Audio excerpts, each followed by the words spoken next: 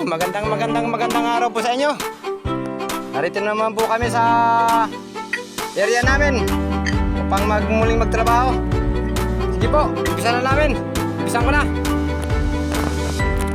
Yan po, magbubulot po ako ng talahib.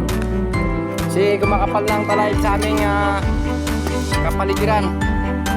Kailangan na pong agapan.